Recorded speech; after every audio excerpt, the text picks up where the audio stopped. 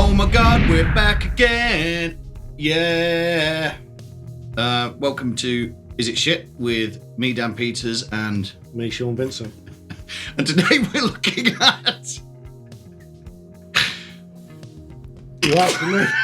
We're looking at the Goliath from. Who's it from? It's from Tone Empire. Tone Empire. Little known plug-in manufacturer, Tone Empire, make this thing called the Goliath. What do you see then? I see a compressor and an equalizer, a VU meter, some buttons that switches between saturation, and a rather attractive price tag. Yeah. Does it look in any way familiar to you? It looks a little bit like the Shadow Hills. Suspiciously like it. It has the same metering, that weird little green meter thing. It's got the same big flat knobs. It's the same scary German-looking piece of Second World War radio equipment vibe, isn't it?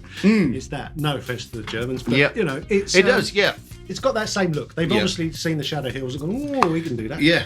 It's not quite that. It's a compressor, and then on the other side it's an EQ, and then along the bottom there's a saturation bit, and you can choose between what they call it, alloy, tube, tape, and vinyl. It's quite interesting. You flip it into vinyl mode, and it does go all very low bandwidth and vinyl-y, and it's quite nice. The tape one I quite like. It does some interesting stuff. Like? If you want to compress an EQ and saturate, it's good. If you want to destroy some beats or mess up a vocal or distort a bass, it's good for that. Yeah. Is it not just another compressor, saturator, EQ? Yeah, I mean, everybody's jumping on this now. This is. I mean, I like it. I like the fact you can have all these things in one plug-in. Do I need another one? I probably don't, to be honest. And if you were going to choose one, would you choose this one? Do you know what? Maybe. I mean, there's obviously something that's different about this one to a lot of the others, and that's the price. Okay. You know, it's insanely cheap, which I think. £19.94, which is not nice. It's the year I was born. That makes sense. Yeah.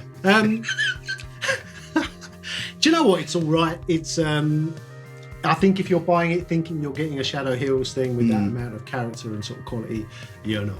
Well, that's something that's come up, isn't it? The audio representations of these famous bits of hardware is one thing. Yeah. A decent compressor or plug-in is another. Yeah. So you're saying that this doesn't represent the Shadow Hills? No, I don't think it's supposed to. I think they've just ripped the look off. Okay. To maybe persuade people to have a look at it. Because the name doesn't rhyme or anything, does it? Not really. No. No. So anything to add? Not really. I think if you're working on a limited budget, these are the kind of things you're likely to be looking at. Do you know, you picked up on something there, Sean? Is that that should be a bit of a feature. These price is a big thing. It's a big thing, yeah. It's in fact, it's a key thing, especially even when I'm looking for plugins, and I've got millions. So yeah, if you're working on a budget, this is a great tool. Yeah, I think you can afford. If you can't afford to buy the big boys, who are charging $199, $299 or more sometimes for their plugins, you could probably buy 2 or 3 of these going for like 20, 30 quid and have a few different flavors to use in your mix. Why not? And do these guys, Tone Empire, what else have they got in the range? They've got a few other things. We're going to look at some very soon. Oh, yeah. I can barely contain myself. I bet. So, Sean. Yeah. Is the Goliath shit? No, it's not shit. It's cheap and it's interesting. It just doesn't sound like a Shadow Hills if that's what you're hoping for. Do you get a demo? I think... God, I don't know. Okay. We'll have to find out. Go and have a look. I think you do.